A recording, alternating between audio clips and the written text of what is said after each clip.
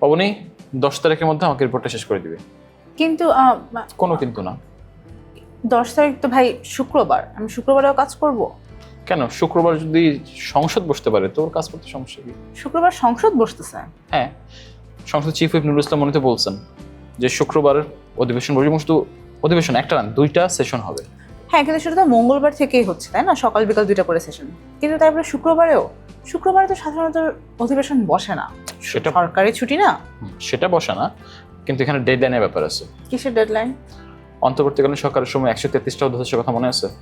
ও, যেগুলো এখন বিল আকারে পাস হচ্ছে। চিফ হুইপ বলেছেন 10 এপ্রিল শুক্রবারের মধ্যে এগুলো একটা সুরাহা করতে হবে। প্রথমে 9 এপ্রিল কথা বলেছেন, এবং নির্দিষ্ট সময়সীমার মধ্যে যদি এই অধ্যাদেশগুলো একটা সুরাহা করা না হয় তাহলে বাতিল হয়ে যেতে পারে। ও, তাহলে এই পর্যন্ত কাজ কতটুকু হয়েছে? এখন তো 44টা অধ্যাদেশ বিল আকারে পাস হয়েছে। তাহলে কি শুক্রবারে 2টা সেশনে বাকি কাজ হবে?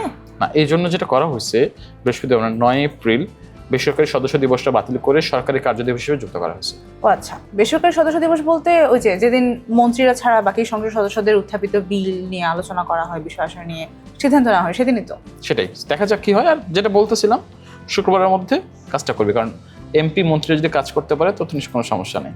কিন্তু ভাই, কোনো কিন্তু না, কাজটা শেষ কর।